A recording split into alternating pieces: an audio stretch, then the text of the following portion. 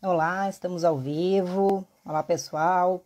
Boa tarde. Sejam todas bem-vindas, todos bem-vindos a essa live, a primeira live da série sobre os 20 anos do Estatuto da Cidade, uma realização dos perfis Pensar a Cidade, comigo, Bruna Fernanda Subtits, e PGM Ambiental, com a Sinara de Araújo Vila e com a Vanesca Buzelato Prestes. Hoje nós vamos conversar, a primeira live dessa série, a gente vai falar sobre balanço, avanços e necessidades desses 20 anos do Estatuto da Cidade. Participam conosco, então, a Vanesca Buzelato Prestes, entra como um painelista também, e a doutora Daniela Campos Libório. Já vou aqui aceitar a entrada da Sinara, que conduz comigo essa live. Logo ela está ingressando, então, a quem está chegando agora, boa tarde novamente. A gente vai falar sobre os 20 anos do Estatuto da Cidade, nessa série de lives que segue até o fim do ano. Olá, Sinara. Olá, Boa tarde. boa tarde, tudo bom?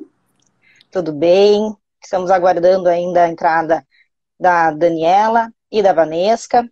Enquanto isso, vamos apresentando um pouco aqui do que a gente vai falar nessa série, que vai seguir agora de julho, que é o mês de aniversário do Estatuto da Cidade, completa 20 anos, até dezembro. A gente vai seguir até o fim do ano falando sobre diversos temas dessa lei, por muitos já conhecida, né, que é o Estatuto da Cidade, a lei número 10.257 de 2001. A gente sabe que a política urbana, ela nasce muito antes disso, aqui no Brasil, né? Ela tem um período de construção anterior até a Constituição de 1988, Constituição Federal, e que ganhou naquele ano, nessa Constituição, na Constituição vigente, um capítulo próprio, né? O capítulo urbano, e o Estatuto da Cidade, ele vem para regulamentar o que está previsto, né, nesse capítulo da Constituição Federal. Então, o que a gente vai tratar aqui nesse período é esses 20 anos que passaram, fazer uma análise, entender o que mudou nessa live de hoje especificamente, né? O que a gente pode considerar que deu certo, que foram avanços positivos, e também as necessidades, o que ainda não foi implementado ou que pode ser melhor tratado. Vamos ver, não sei aqui se já solicitaram a entrada a Vanesca e a Daniela. Sinara, fique à vontade aí para fazer suas considerações iniciais. Eu quero agradecer, Bruna, por esse projeto junto, Pensar a Cidade com PGM Ambiental, e dizer que é uma honra para mim estar aqui, ouvindo duas advogadas que são uma advogada pública, outra advogada privada, e que tem todo esse know-how e essa vivência de Estatuto da Cidade. Então é uma honra para mim estar aqui com elas, aprendendo. Eu gostaria de destacar que a doutora Daniela Campos Libório é advogada, presidente da Comissão Especial de Direito Urbanístico do Conselho Federal da Ordem dos Advogados do Brasil, foi presidente do Instituto Brasileiro de Direito Urbanístico entre 2013 e 2017, é mestre e doutora em Direito Urbanístico Ambiental pela PUC São Paulo, onde é professora, é especialista em políticas ambientais pela Universidade Castilla-La Mancha, Universidade Castilla-La Mancha, e pós-doutora em gestão de águas para consumo humano pela Universidade de Sevilha, ambas na Espanha. É uma honra tê-la aqui, doutora Daniela. E eu já aproveito, Bruna, e apresento a minha colega de procuradoria, colega de Por PGM favor. Ambiental, que muito me honra, mestre pela PUC, doutora Vanesca Pucelato Prestes, é doutora pela Universidade del Salento, na Itália, é professora de Direito Ambiental, Urbanístico e Municipal, atuou por mais de 30 anos na Procuradoria do Município de Porto Alegre, foi coordenadora geral do projeto Direito e Mudanças Climáticas nos países amazônicos, projeto esse desenvolvido pelo Instituto O Direito por um Planeta Verde, em parceria com a Embaixada Britânica, de 2009 a 2011. E a coordenadora científica da Revista Brasileira de Direito Municipal, da Editora Fórum. Muito obrigada por estarem aqui conosco e celebrarem os 20 anos de Estatuto da Cidade. Certo, a gente avisa quem está acompanhando, né, deixando na live, pode deixar perguntas, comentários, já estão vindo aí os cumprimentos, as nossas convidadas de hoje, fiquem à vontade. E eu vou passar inicialmente aqui, né, para as convidadas. Hoje a doutora Vanesca embora faça parte do projeto, hoje ela vem como uma das painelistas para conversar conosco, passar a sua visão do Estatuto da Cidade. Passo primeiro, então, para a doutora Daniela, que faça suas considerações iniciais, fique à vontade, e aí, como a gente, né, tentou passar essa mensagem nos últimos dias, aqui é para ser uma conversa, a gente vai trocar ideias, trocar impressões, então fiquem à vontade para mandar perguntas, a gente vai introduzindo ela ao longo das falas. Por favor, doutora Daniela. Obrigada. Estão me ouvindo bem? Está tudo certo? Tudo Porque ótimo. é sempre um desafio, né, essas atividades lives. Bom, muito obrigada por me convidar para essa excelente iniciativa de vocês.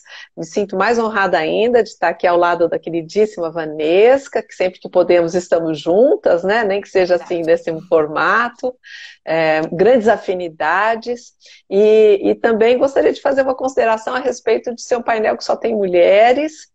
E apesar de nós também avançarmos um pouco na discussão do recorte de gênero dentro da discussão das cidades, aqui é só uma feliz coincidência, né? Porque, de toda forma, esse não é um assunto só de mulheres, né? Esse é um assunto de todo mundo, de todas as idades, de todas as constituições, de todas as possibilidades. Então, assim, só para fazer essa observação, que apesar de estarmos aqui entre mulheres, este não é um assunto só nosso, é um assunto também nosso, né? Mas é de todos. A cidade foi construída historicamente por homens, né, que são sempre os líderes, foram sempre os líderes dos nossos governos, não só brasileiros, mas historicamente, e não passava no olhar deles perceber a cidade como uma cidade de múltiplas necessidades e interesses. Então, o Estatuto da Cidade, para fazer uma primeiríssima fala, é uma lei que eu tenho todo o apreço e admiração. Não existe lei perfeita, porque a lei ela vai se moldando às épocas na qual ela se reflete, né, na qual ela é criada e para a qual ela se presta, mas ela é, sem dúvida alguma, o nosso grande referencial. E o artigo 2º das diretrizes cabe sim ali, não só como um verdadeiro tratado de direito à cidade, mas um convite a todos os segmentos sociais para refletir e participar. E, finalmente, para passar a palavra para me ouvir a querida Vanesca aí, é dizer que não só a cidade é de todos e que devemos todos participar, mas que o Estado tem que finalmente, e por favor e pelo amor de Deus, assumir sua função de gestor, né? E não só de interventor, não só correr atrás, né, do leite derramado, como se diz, não é, no ditado popular. Esperamos e clamamos que o Estado assuma sua função de gestão e que possa ouvir a sociedade e tentar equilibrar nosso modo de viver. E o Estatuto traz tudo isso que pode ser feito, não é? É isso, como fala inicial e provocativo. Vanesca, fique à vontade. Tá bom. Então, primeiro, a minha alegria de estar participando desse projeto com a Bruna e com a Sinara. Esses 20 anos são toda uma trajetória, eu estava lá desde os anos 90, desde os primeiros eventos, e ver essas carinhas novas se agregarem ao longo do tempo e com tanta qualidade é uma imensa alegria. Né? E é sinal de que as sementinhas ficam. Né? Então, para mim, é uma enorme satisfação poder trabalhar nesse projeto e estar aqui hoje com a Daniela, fazendo esse balanço, refletindo sobre esse início no mês que o Estatuto foi publicado. Né? O Estatuto ele foi resultado de um intenso processo de discussão política. E ele, a meu ver, ele estabeleceu um marco importante dentro do nosso Estado democrático de direito, que ainda é tão jovem. Né? Que a gente olha e reclama e tem aquela... e se lamenta de muitas situações, mas a gente precisa se dar conta que, na perspectiva histórica, 20 anos é pouco, né, para olhar, e inclusive para fazer a avaliação das questões mais a longo prazo. Né? Sobretudo numa democracia jovem como a nossa. Eu vejo, assim, o Estatuto e já gosto muito dessas provocações. Como disse a Daniela, a gente tem enormes afinidades, né? Mas ela sempre traz provocações super contemporâneas à frente do tempo em muitos aspectos. Essa questão da pauta da cidade para as mulheres não era uma pauta lá atrás, nos anos 90. Né? Não era... E eu acho que essa pauta da cidade para as mulheres, das cidades inclusivas, da diversidade, ela veio se construindo a partir daquela perspectiva que o Bobbio nos traz. Quanto mais direitos se afirmam, mais direitos surgem. E isso só é possível porque esses direitos existem. Né? Então, enquanto eles existirem, para mim, um dos grandes legados aí desses 20 anos do Estatuto da Cidade é separar o que é direito e o que não é direito. Tá? Hoje a gente não discute mais, olha, a regularização fundiária não é direito. Não, isso está afirmado. Urbano-ambiental, sustentabilidade, né? A acessibilidade, enfim, claro que falta um avançar muito mais. Mas essa afirmação, sobretudo no momento em que a gente tem tanta fragilidade institucional, ela marca e a gente precisa sustentar. Se a geração daquele período dos anos 90 foi de implementar, a responsabilidade era pela implementação, pela criação dos instrumentos, por dar vida a tudo aquilo, a nossa geração, o momento atual é um momento de se dar conta disso e segurar essas conquistas, que são conquistas decorrentes daquele período histórico, a meu ver. Né? Então, falta muita coisa? Falta. Né? Mas nós não podemos deixar esse legado que já foi construído. E a sociedade é assim. Não é algo bom ou ruim. Né? Às vezes a gente tem essa sensação, é bom ou é ruim. Não, ela é o produto daquele momento. Né? Até já... Oi, perdão. Eu ia só trazer a provocação que surgiu aqui já do Alex Cardoso, nosso amigo aqui de Porto Alegre. Cidades refletem as nossas lutas, mas a participação ainda é baixa. Vocês avaliam isso? É uma percepção que a gente pode ter e uma necessidade de avançar ainda em relação à relação que a gente tem com a cidade, com essa formação das políticas públicas? Olha, eu vou na contramão dessas falas. Eu sou, na verdade, uma persistente e uma otimista de plantão. Eu estou há 30 anos nessa área, né? Então já dá para ver alguns processos acontecerem no país. E veja, eu defendi a minha tese de doutorado em 2001, meio ambiente urbano e qualidade de vida. Eu quase fui reprovada, porque isso não era um assunto jurídico. E teve que ter muito a mão do meu orientador Alice para segurar a situação. Foi a primeira tese de direito urbanístico do país. Eu quase fui reprovada, porque a banca ali estava assim, incrédula, que eu estava querendo tratar desse assunto dentro do direito. Né? E a extração que eu fazia era do texto constitucional. Ligar o 182 com 225 foi quase uma heresia. Né? E se a gente for pensar também depois do Estatuto da Cidade, os prefeitos, há 20 anos atrás, sequer falavam em planejamento de nada, ninguém planejava nada. O prefeito acordava com uma bela ideia, né? Quem está na administração pública sabe disso, municipal. O prefeito chegava com uma ideia, o corpo técnico já ficava de cabelo em pé. Meu Deus do céu, ele acordou com uma belíssima ideia. Entendeu? E aí todos os descalabros aconteciam.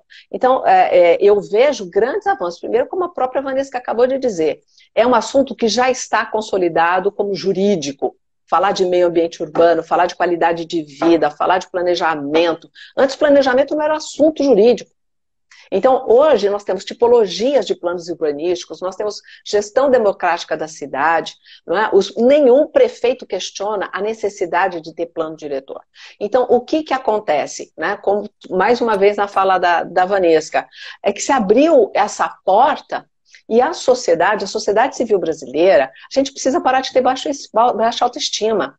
Ela se organiza com uma velocidade que raramente se vê nos outros países.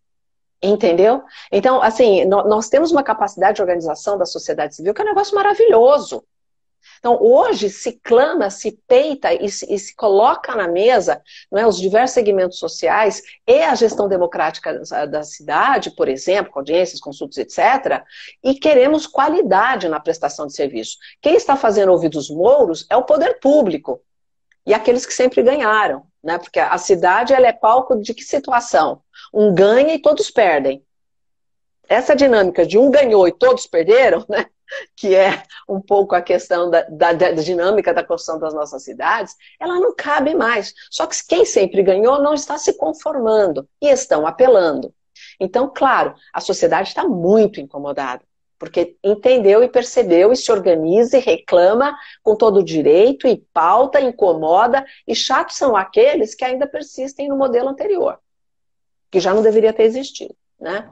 Então eu sou uma otimista, eu vejo que assim, nós demos saltos incríveis nesses 20 anos, né, porque isso foi colocado no colo da gestão pública, dos técnicos, não é, dos tribunais, dos cursos, não é? E é claro que nós temos, como a Vanessa falou, muito para avançar. Nós já demos grandes saltos. É a minha visão nesse sentido, né? Eu vou na contramão da história. A Vanessa tem essa mesma percepção e aviso quem está entrando agora que pode mandar perguntas aqui pelo chat, pelo comentário que a gente vai introduzindo aí ao longo das falas. É um gato miando aqui. Eu também acho que a gente avançou muito nesses anos, mas a gente está no Brasil num particular momento de desânimo. E isso é evidente, por isso que eu entendo muito a fala do Alex, né? Claro. A gente veio num processo muito crescente, com a estruturação das políticas públicas, com o Ministério das Cidades, no âmbito dos municípios, e houve um rompimento disso tudo, né, com a desconstituição de uma série de coisas. Então, essa fala do Alex, ela traduz isso, uma espécie de desânimo frente à situação que a gente vive atualmente, que é catastrófica. Né, com o período de pandemia, com as cidades, com todos esses reflexos que a gente tem. Agora, eu também enxergo muito da fala da Daniela no sentido que nós precisamos manter isso. Quer dizer, e o que se manteve das conquistas desse período? Aquelas mais institucionalizadas, aquelas mais difíceis de desconstituir. Então, a ideia de procedimento, aquilo que a Daniela colocava, quer dizer, eu também sou, como na apresentação, eu sou procuradora desde os anos 90. Quando eu comecei a trabalhar esses temas, eram temas que era bem isso, quer dizer, isso não é direito, né? Isso tá à margem, tá fora do direito. Hoje as administrações públicas se estruturaram, a gente tem nas procuradorias, por exemplo, as procuradorias especializadas para tratar esses temas. Né? Por quê? Porque as matérias foram afirmadas. Né? Então, uma coisa que eu enxergo hoje que eu não enxergava lá atrás é a diferença da função do direito e da questão da luta política. Né? A luta política faz avançar coisas, o direito protege determinadas conquistas, mas ele não vai resolver a luta política. Né? Eu acho que lá atrás muita gente se acomodou com as conquistas do estatuto, com as questões todas colocadas, né? Mas precisa seguir ainda com essas funções bem definidas. Né? E sobre a participação popular, é uma coisa que eu tenho refletido bastante, porque o que aconteceu? Quando a gente falava em participação popular lá nos anos 90, era para incluir os excluídos, né? Era para tratar as pautas que estavam fora da administração, fora do direito. Né? Eram as pautas da regularização fundiária, as pautas dos catadores, né? As pautas dos excluídos ambientais que foram depois discutidos, quer dizer, as pautas com quem trabalhava com acessibilidade, fora da normalidade daquela cidade modernista que tinha todos os seus marcos. Era isso que se esperava. Né, da gestão democrática, da participação popular. Só que quando a gente fala em participação popular, a gente tem um todo, inclusive o mercado, né, inclusive os setores ativos. Não é uma pauta exclusiva da esquerda ou dos setores excluídos. Né? Então, isso é uma coisa que a gente tem que se dar conta, que isso não é bom, não é ruim. É uma possibilidade de participação na administração pública que abre os seus espaços, e cada vez mais, né? Então, eu quero até pegar um gancho nisso depois, de não ser uma pauta, né? Desculpa te interromper, Vanessa, mas acho que isso é importante a gente pontuar, porque não ser uma pauta exclusiva da esquerda é importante, porque muitas vezes é apontada por governos mais à direita como algo que não é necessário porque não é do seu campo político. A gente não vê isso em outros países, pelo menos os países que eu acompanho na Europa, alguma coisa nos Estados Unidos, né, dependendo da região também, tem isso como uma marca de transparência. Da abertura, né, da gestão, da consolidação dessas políticas, porque a gente sabe que quanto mais participativa e aceita, incorporado pela população, mais fácil de que aquilo seja, de fato, implementado, sustentado a longo prazo, né? É uma percepção que aqui parece que não se tem. Eu gostaria de ouvir de você se essa percepção é real, se a gente tem como dialogar com esse espectro político à direita e não à esquerda, de manutenção da participação, né, na gestão pública e especialmente na gestão da cidade. Na minha experiência profissional, eu já atuei e atuo com inúmeros segmentos, né, também desde o mercado, poder público, estadual, municipal, associação de bairros, movimentos populares, eu tenho uma gama aí de situações. O que eu percebi com relação à questão da gestão democrática, né, pegando toda essa fala importantíssima da Vanessa, de dizer, olha, isso não é pauta de um lado, né, primeiro que isso está constituído no padrão do Estado democrático brasileiro. O padrão democrático estruturado pela Constituição é um modelo ampliativo, ou seja, as formas democráticas não são só aquelas que estão descritas na Constituição Federal. Não é um modelo taxativo, né? Ele é um modelo exemplificativo, é dali para mais, né? E o que acontece com o Estatuto da Cidade? O Estatuto da Cidade, eu costumo dizer isso, e estou aberta a vocês me atualizarem se eu estiver errada, eu acho que é a lei mais democrática que existe no país, porque ela traz a democracia direta, que na Constituição está só para o Poder Legislativo, iniciativa de projeto de lei, referendo, plebiscito, ela traz a democracia direta para dentro do Executivo, com iniciativa de projeto e plano, né? Com iniciativa de poder deflagrar o processo de política urbana. E aí, eu acho que quando esse cenário de começar a abrir, como a Vanessa falou 20 anos atrás, que começa a trazer, não é? Ou os excluídos, ou outros segmentos, eu acho que aqueles lá que sempre estiveram naqueles lugares muito confortáveis e acomodados, se deram conta que isto podia ser um caminho sem volta para eles. E aí, o que a gente começa a ver? Na primeira leva de plano diretor que teve pós-estatuto, na década de 2000, eles tiveram muita participação popular, de regra geral, porque também tinha Ministério das Cidades, capacitação de consultores, havia um esforço nacional para implementar o plano diretor e fazer os gestores todos entenderem do que se tratava. Então houve, assim, realmente uma mobilização que durou anos para essa situação. Quando vem, então, 10 anos depois, para o advento da revisão desses planos diretores, essa estrutura já não estava mais aí, que é o que a Vanessa está falando, que começou a se ruir.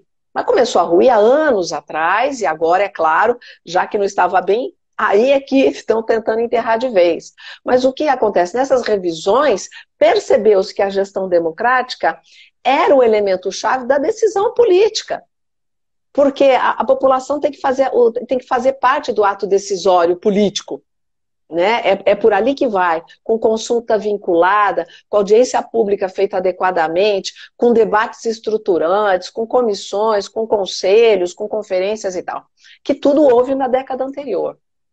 E aí começou a ter um processo de gestão democrática meramente formal. Então o que nós temos assistido, pelo menos o que eu tenho visto, é uma tentativa muito forte de diversos lugares do país na revisão de plano diretor, ter aspectos meramente formais de gestão democrática. E aí quem quer participar de verdade está se sentindo frustrado, porque está lá a consulta, mas ela não está absorvendo mesmo os debates. Tá? Parece que quantitativamente está sendo listado não sei quantas reuniões, mas elas não estão permeabilizando a vontade popular.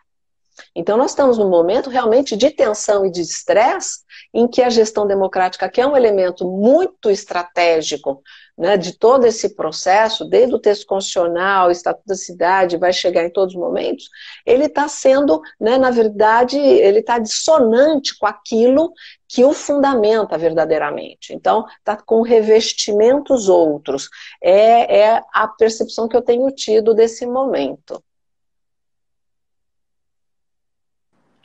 Eu gostaria muito também... de ouvir.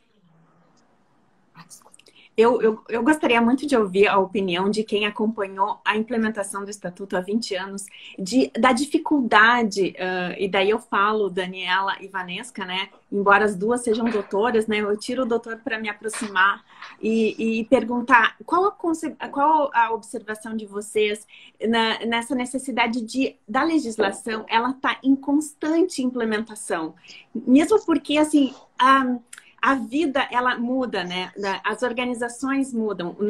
Atualmente, eu não consigo imaginar um plano diretor sendo feito sem dados. E hoje se sabe que o levantamento de dados é muito importante para a construção do plano diretor. E eu fico com dificuldade de entender como se fazia antes, sem um georreferenciamento, sem o levantamento de dados profundos, sem uma carga de conteúdo, de dados. O planejamento era feito como sem dados, né? Então, hoje que nós temos a informática, que nós temos a tecnologia a favor do conhecimento da cidade através de georreferenciamento, de outras tecnologias que nos fazem ter mais conhecimento sobre a cidade. Como vocês enxergam essa alteração, assim? A implementação há 20 anos do Estatuto foi uma coisa, mas agora ele precisa continuar, né? Eu queria saber a opinião de vocês, como olhar o Estatuto nos olhos de hoje. Eu queria, só antes de entrar nesse tema, eu só queria resgatar um pouquinho a conversa anterior, e esse tema é exatamente um gancho para a gente perceber algumas coisas, né? Primeiro, para mim, assim, ó, a questão da participação, a pergunta da Bruna, ela está diretamente relacionada com a questão da democracia. Né? A questão, tu pode ser uma pessoa, tu pode ter ideias de direita, conservadoras, mas ser democrático, né? Ter a essência. Então, ou tu tem, no período autoritário, o processo de planejamento não fazia esse tipo de debate, não tinha obrigações com publicidade, não tinha obrigações com a moralidade administrativa. Então, eu acho que a gente precisa separar os conceitos, né? A mesma coisa ocorre com a questão da função social da propriedade. No Brasil, parece que a função social da propriedade é uma coisa socialista, quando, na verdade, ela é um realinhamento das forças liberais. O que é a funcionalização? É atribuir função, é uma qualificação da propriedade. Ponto. Né? Então, às vezes, eu acho que nesse nosso tempo, pelas diversas confusões que a gente passa no Brasil, pelos diversos discursos digamos assim, sem base, que são só... A gente vive um momento muito assim da tentativa do discurso distorcer fatos, né? Esconder. Tu cria realidades, né? É o que a gente lia, né? no Wars, né? Porque tu traduz realidades, tu transforma realidades a partir da tua percepção. Mas, na verdade, isso tudo tem um sistema, tem uma base, né? Quer dizer, quando tu está trabalhando a funcionalização, a qualificação daquela propriedade, tu está trabalhando a propriedade liberal dentro de um Estado liberal, dentro de um Estado socialista. Então, a gente veio, em vários momentos, com discursos que reforçavam determinadas coisas e com expectativas também, né? Com expectativas que a lei, daquela forma, pudesse transformar a realidade. Quando, na verdade, a transformação da realidade ela é uma parte que se dá em meio ao processo, né? Então, isso é uma outra coisa que hoje também eu percebo, eu não percebia lá atrás. O que aconteceu conosco? Para determinadas pautas serem introduzidas, se abriu mão de outras. né? Porque a gente ia, né, naquela pauta. Temos que introduzir a regularização fundiária nos planos diretores. Daí a gente não discutia plano regulador, né? Ou a gente não atribuía regime urbanístico nas áreas de zonas especiais de interesse social. Então, sempre ficava capenga, as coisas precisam andar de um modo mais conforme. O modelo de planejamento, Sinara, no sistema anterior, ele tinha dados, talvez até mais dados do que o desenvolvimento dos anos 2000. Eram outras bases, né? Não era georreferenciado, mas a gente tinha os cadastros, a gente tinha toda a formulação, tinha as fotos aéreas dos anos 80 que foram importantíssimas. Então tinha uma forma de desenvolvimento. O que aconteceu quando veio agora todo esse período de movimento tecnológico, de possibilidades e tudo? Nós temos muitas ferramentas que seguem não dialogando entre si. Né? Ao longo desses meus 30 anos, eu tive muita oportunidade de atuar em muitos municípios e tal. E é impressionante quando muitas vezes tu tem, para o cadastro multifinalitário, ele não, a mesma base não vai servir para regularização fundiária, porque a escala é diferente. A gente não tem uma base cartográfica que vá para tudo. Agora eu estou participando de alguns projetos no interior do Rio Grande do Sul, é exatamente isso, quer dizer, custos, muito gasto, muita energia gasta, que serviu para determinadas coisas, não serviu para outras, né? Então, a gente precisa andar mais nesse discurso. O que para mim muda substancialmente no processo de planejamento hoje, do anterior à Constituição, é que as funções sociais da cidade estão diferentes. No período anterior, a gente trabalhava o uso do solo físico-territorial. Agora não. Eu já conheço as complexidades da cidade. A Constituição protege outras coisas. Portanto, eu tenho que saber do subsolo, do espaço aéreo, do tipo de árvore que tem, né, do corredor de fauna, dos efeitos das mudanças climáticas, do patrimônio histórico, cultural, do patrimônio, do que nós vamos proteger no ambiente, no patrimônio imaterial. Quer dizer, há outros direitos protegidos que criam um grau de complexidade para ser trabalhado no âmbito dos planos diretores, né? Então, eu acho que esse é um grande desafio que os meios tecnológicos podem ajudar, desde que a gente trabalhe de uma forma sistematizada e a partir da mesma base. A mesma base que eu digo assim, dos mesmos princípios informadores, aquela coisa, quer dizer, eu parto da onde? Eu parto da ideia de proteger todos esses direitos que estão ali constituídos, né? E trabalhar os sistemas a partir do estado socioambiental da Constituição. Deixar agora a Daniela também, acho que quer intervir. Só para contar, já passou meia hora de live, a gente tem mais 30 minutos aqui de conversa. Então, não, eu acho que são tantos recortes necessários, possíveis, né, que a gente quer trazer. Essa mudança toda que a Vanessa está comentando, que antes tinha toda uma base de cadastros, mesmo não tendo tanta tecnologia, claro, e eles existiam. Primeiro, assim, não vamos esquecer dos PDDIs da década de 70, que eram os tecnocratas, né, de plantão. Por que tecnocratas? Porque nós estávamos numa época da ditadura, né? E eram feitos planos com responsabilidade do governo do Estado, e eles eram colocados na gaveta. Então eles poderiam até ser impecáveis tecnicamente para aquela época, mas eles absolutamente não eram implementados, não tinha essa, como eu falo, essa permeabilidade política, institucional, à vontade, etc. Não havia ligação, por exemplo, com a parte orçamentária. Então estava previsto fazer avenidas, construir, fazer acontecer, e não tinha dinheiro para aquilo, né? Então era uma falácia essas questões. Então, quando vem realmente a Constituição de 88, ela traz dessa função, como a Vanessa falou, ordenadora, e traz a questão da gestão do território urbano, naquilo que o município achar que é urbano, porque a gente não pode deixar de ressaltar que é o município que diz o que é urbano, e o resto é da União. A gente tem essa coisa de fazer esse totem, né, esse prédio duro, que a União está lá em cima, o Estado está no meio e o município.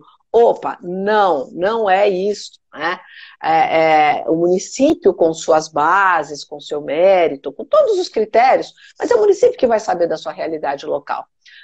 E aí traz as funções sociais da cidade, lá no 182 e tal, e mil coisas que vão acontecendo, e tratados que o Brasil vai assinando, e avanço. Muito bem, dito isto, no plano teórico, jurídico, há um fenômeno que vai acontecer no mundial, e este fenômeno,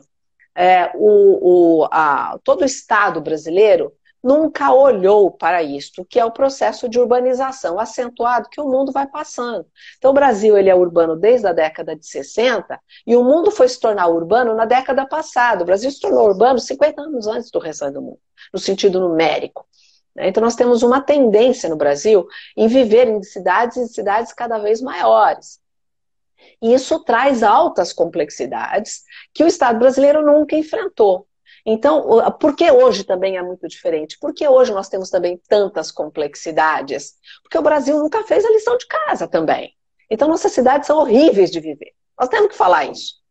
Né? Nós podemos ter um bairro bonitinho. Esse bairro, esse cantinho, nossa, que fofo. Mas a verdade é que nossas cidades são violentas, desestruturadas, onerosas, judiam das pessoas. Né? As pessoas entram nas suas casas, põem uma cortina, um blackout, uma janela anti-ruído, porque querem negar a cidade. Ninguém chega em casa e abre a porta e a janela, e vamos lá. Ninguém, assim, grosso modo dizendo. E aí nós estamos ainda com essa tendência de ir para as capitais, então nós estamos com metrópoles, nós estamos com macrometrópoles.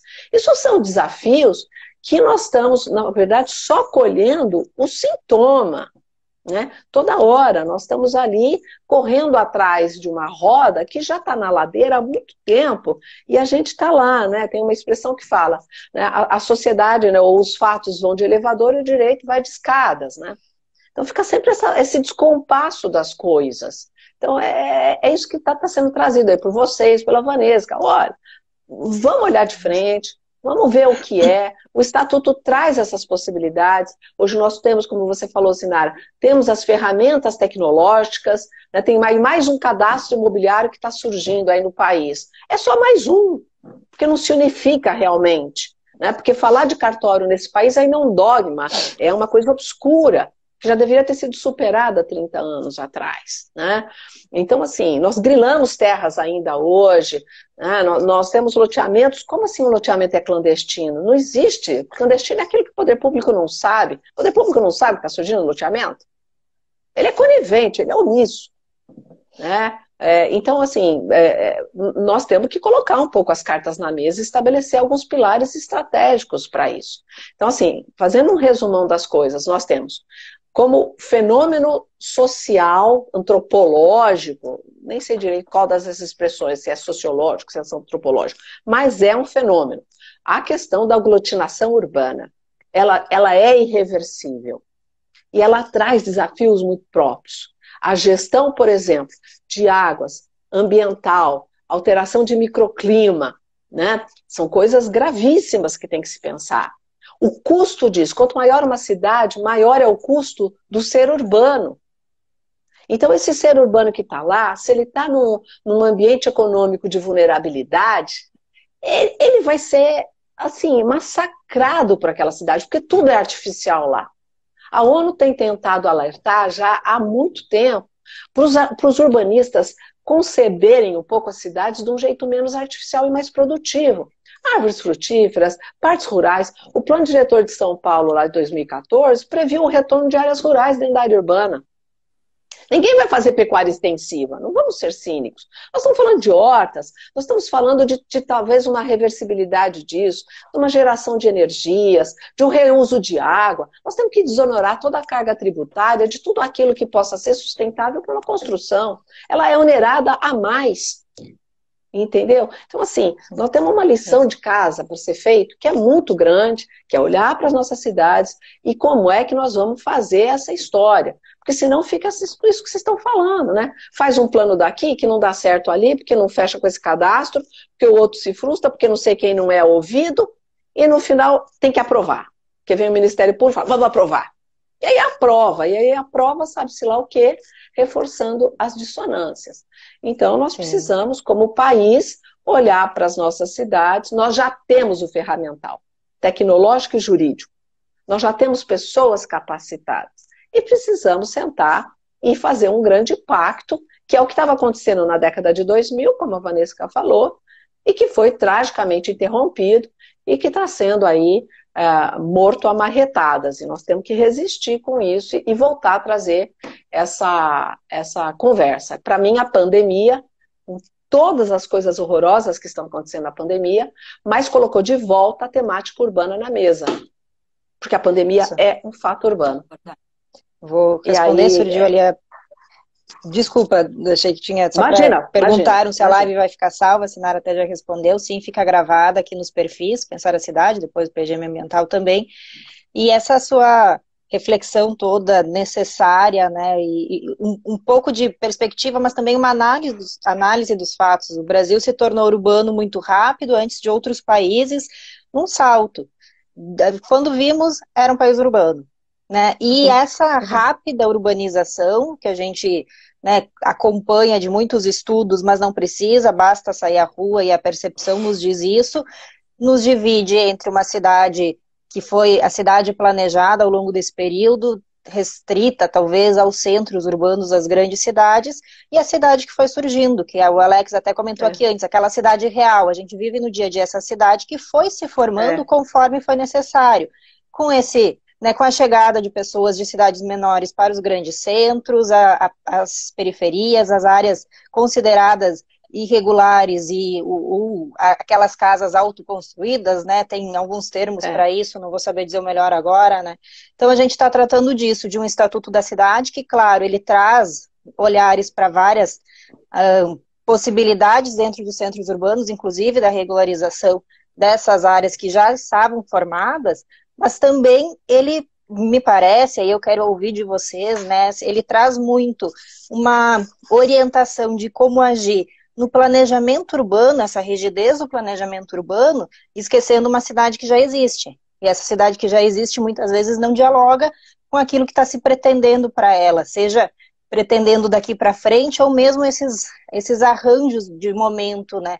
A gente pode apontar isso como algo que o Estatuto ainda precisa entender, incorporar melhor, saber como dialogar com essa cidade que já está aí? Eu acho que, assim, o Estatuto é uma lei, né? Às vezes a gente espera do Estatuto algo mais do que de uma lei, né? Então, e foi uma lei importantíssima para o seu período. Depois de muita discussão, ela trouxe instrumentos, todos os instrumentos de intervenção urbanística são realmente inovadores no direito brasileiro, a transferência de direito de construir, a outorga onerosa, o próprio direito de superfície, as operações urbanas, quer dizer, trouxe um arcabouço para o trabalho, mas ele não é a finalidade daquilo ali. Falta coisa, sim, assim como na regularização fundiária. Qual foi a diferença? Na regularização fundiária, nós tivemos leis posteriores, né, que seguiram no debate. Nas demais áreas, eu acho que nós ainda precisamos um marco, uma discussão maior do direito urbanístico em matéria de procedimentos. Não sei se tu concorda comigo nisso, Daniel. Mas eu sinto falta de disposições com relação às normas gerais de planos diretores, eu sinto falta de disposições com relação às normas de transição, com as normas de transição para a entrada em vigor da lei nova. Eu sinto falta daquele sistema legislativo para a implantação das leis. Porque o que a gente vê? Nessa hermenêutica, nesse jogo todo de interpretações, vai aqui, vai lá. Para mim, falta uma lei de procedimentos para aplicação desses instrumentos, né? E eu volto a dizer isso, não é bom, não é ruim, não, isso é fruto de um momento. Nosso direito urbanístico, até então, ele era vinculado ao direito administrativo. Nós não tínhamos sequer no direito administrativo lei de procedimentos que agora temos. Então, para mim, é um casamento dessas questões, sobretudo no âmbito dos planos diretores e dos instrumentos de intervenção urbanística. Isso me parece que faz muita falta, né? Porque, para quem trabalha nas administrações públicas, a gente está aqui nos anos 2020, discutindo se vai dar validade para projetos lá dos anos 90, né? Não é possível. Tem matérias assim que a gente precisaria trabalhar, trabalhar esse conteúdo e como norma geral no Brasil. Né? Mas são aspectos procedimentais, porque a essência, aquilo que eu digo antes, talvez nos falte também.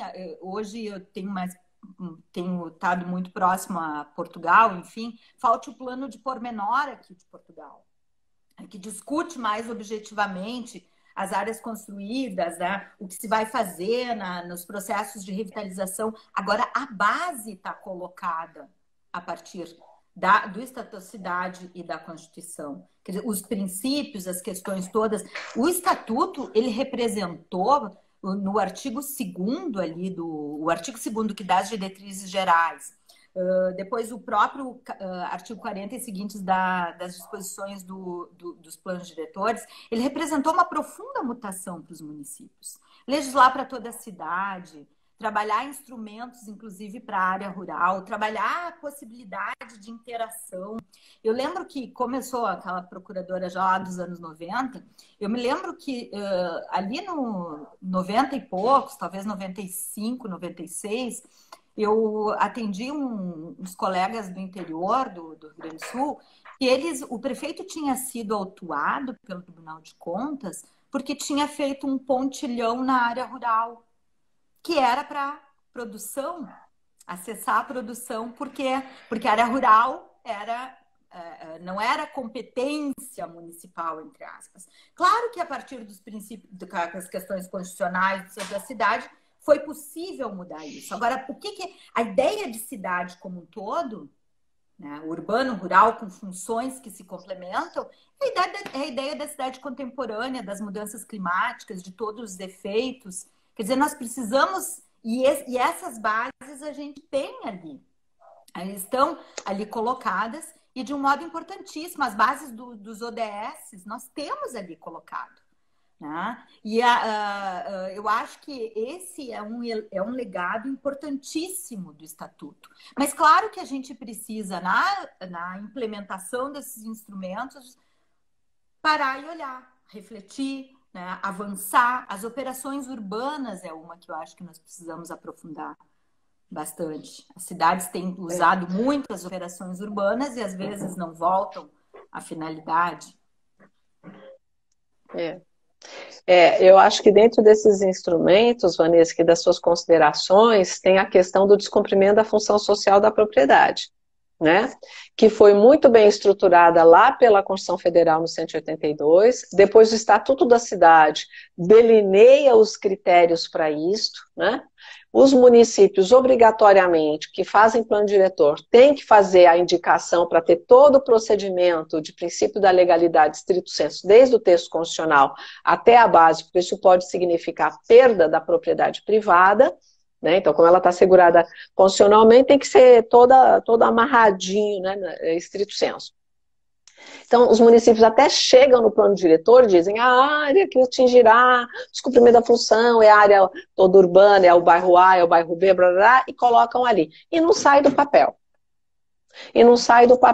Então, assim, junto com estas questões, como abusos de operação urbanas consorciadas que tiram sistematicamente a população vulnerável de moradia social e empurram para outro lugar e potencializam aquela área, né? Vai virando um descalabro de situações, a alteração de uso que tem lá previsto também no Estatuto no 29, de uso da propriedade e de estoques e tal. Então tem uma série de instrumentos que estão sendo usados, não completamente, mas também de maneira distorcida, como a Vanessa está trazendo.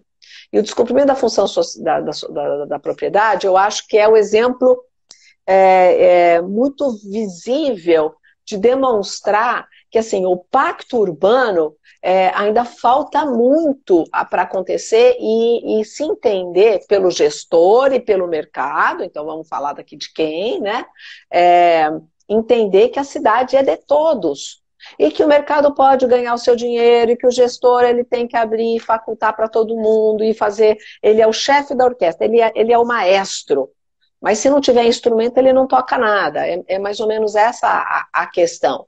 Então, esse pacto urbano, nós ainda temos muito que avançar Então, insistir, é isso que eu acho que é muito complexo, insistir em não aplicar o descumprimento da função social da propriedade é incrível. Como a gente não tem direito urbanístico nas faculdades, muito menos aí em pós-graduação, nos concursos públicos, na OAB e tal, então chegam aí profissionais de todas as áreas. Quando você fala de descumprimento da função social da propriedade, o cara quer te dar um tiro na cabeça. Fala, isso daí é o quê? Né? Isso é inconstitucional. Não, não é, meu querido, não é inconstitucional. Eu já tive embates com tributaristas e coisa e tal, a dizer que isso não é inconstitucional, né? Então, assim, eu acho que o descumprimento da função social é um símbolo máximo, né, de que tem um pacto urbano que está acontecendo desde a Constituição de 88, que já sofreu mais altos e estamos em fase de reveses, né, mas ele está todo pleno aí para ser trabalhado, para ser discutido, para ser aperfeiçoado, né?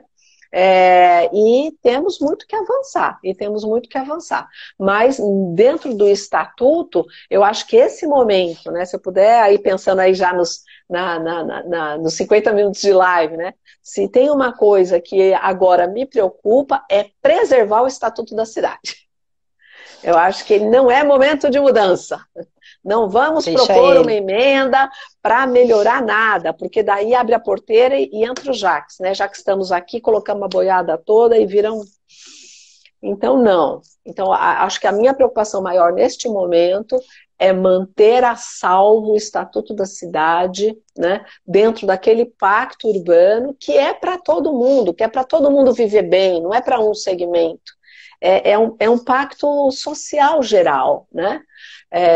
Então, essa é a minha preocupação maior, que a gente passe essa fase muito difícil, inclusive socialmente, né? E que ele possa ali ter restado vivo, né, na sua essência, para que a gente aí possa voltar a fazer os refinos que nós estamos aqui destacando. Como vocês disseram, né? Já foi uma live muito... Perdão, desculpa, Vanessa. Não, eu concordo bastante com a Daniela. Eu acho que a gente precisa enxergar isso, né? E a gente enxerga quando descreve, quando aponta, quando olha para trás e vê. Ter memória significa também enxergar as construções que foram feitas ao longo do período, né? Porque é fácil de chegar e reclamar do presente ou mas sem enxergar como é que se chegou até aqui e por que chegou. O doutor Almiro do Corpo Silva, que foi um jurista gaúcho importantíssimo aí para nós que trabalhamos direito público, ele tem um texto que ele escreveu, acho que foi final dos anos 80, ali, início dos anos 90, acho que foi, que ele falava da alegoria do pêndulo, né? Que era o momento todo de fuga entre a discussão do público e do privado, aquela questão toda, e ele falava da alegoria do pêndulo e da necessidade. Diz, olha, ele vai e volta e tem períodos que ele passa pelo meio. Eu procuro, para inclusive acalmar a alma nesses períodos difíceis, eu procuro sempre me lembrar dessa alegoria do pêndulo, mas lembrando também que para ter o pêndulo a gente tem que ter estrutura, né? E a estrutura é a Constituição, e isso que saiu da Constituição a partir daqueles pressupostos colocados. Então, por isso que eu também sempre tenho um diálogo bem no sentido positivo. Eu vejo que a gente evoluiu bastante também na jurisprudência, Daniela. São temas que hoje estão pautados, não é como se gostaria, pode não ser, mas a gente vê o judiciário hoje tratar, vê repercussão geral, vê matéria, vê a discussão dos planos diretores, os vícios formais, os vícios materiais. Quer dizer, a gente avançou, precisa fazer essa avaliação. Há o que se avançar mais? Claro que sim, até porque a sociedade não para e porque o direito separa da política, mas há muitas conquistas que precisam ser mantidas, concordo em gênero e número e grau, tanto no Estatuto da Cidade quanto na Constituição.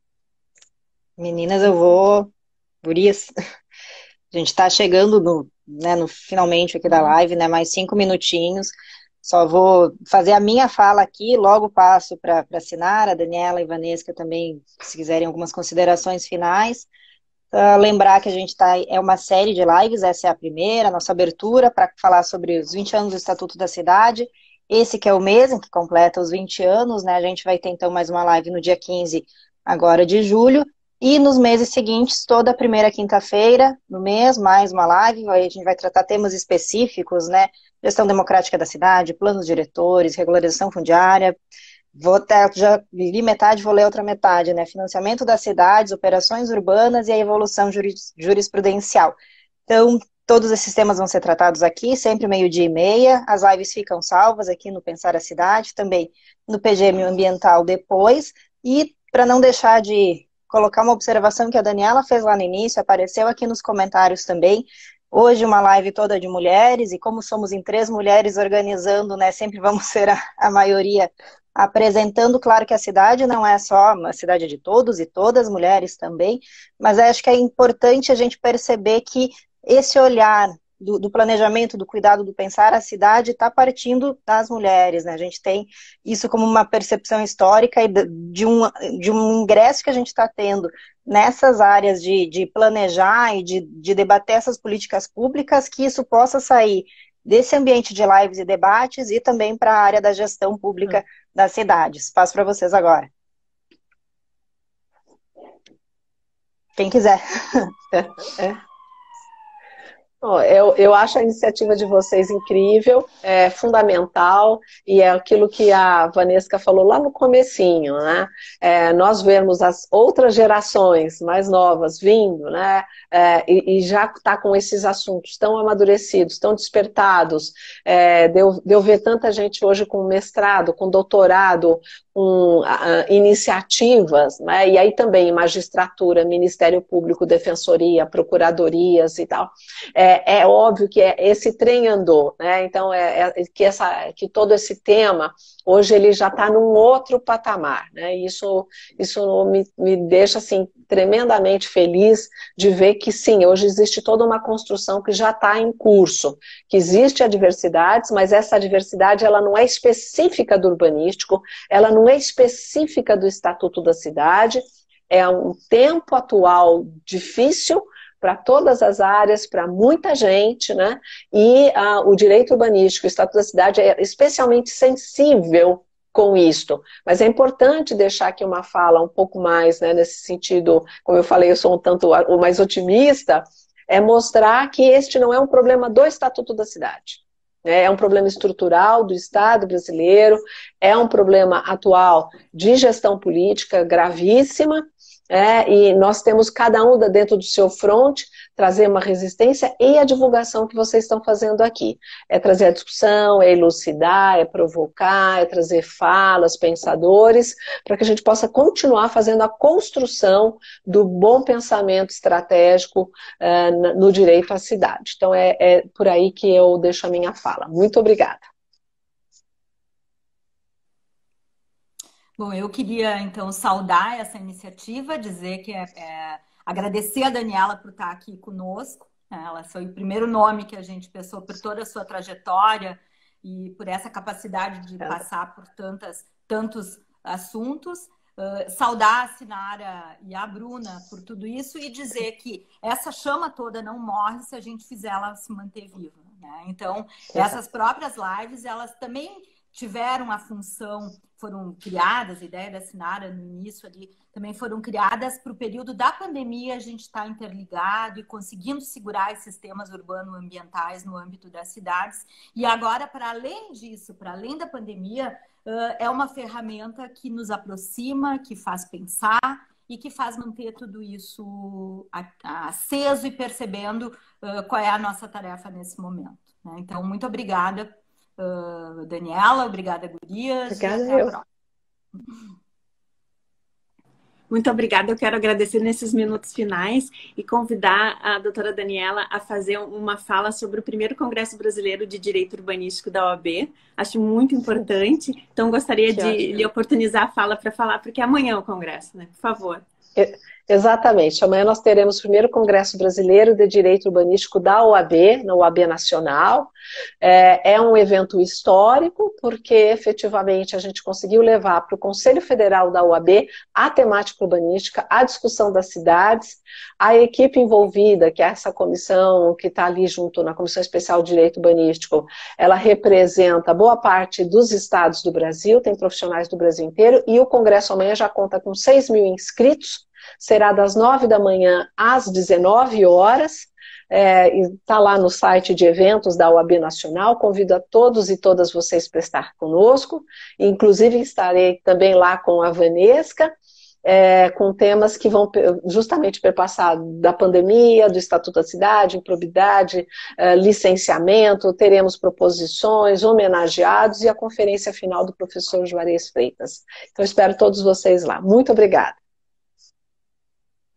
Ótimo, acho que é isso então. Agradecer a todo mundo que nos acompanhou. A live fica salva e até a próxima. Muito, muito obrigada, Daniela, Vanesca, Sinara. Muito Bruna, obrigada. Sinara, Vanesca, Adorei. obrigada pelo convite. Viu? Até uma próxima. Tchau, tchau. Sucesso. Obrigada. Sinara, eu preciso de uma ajuda tua, né, que a gente não combinou antes, para encerrar aqui. Eu não tenho toda a tua experiência de lives, é só apertar aqui no X, isso? Tá, encerrar e salvar no IGTV. Encerrar ali no X que tem aqui no cantinho, né? Normal. Isso, Tá bem. isso. A Sinara é a nossa é a nossa expert. Tá bem, obrigada. Um beijo. Tchau. Salvo sim. Beijo, tchau. Tchau.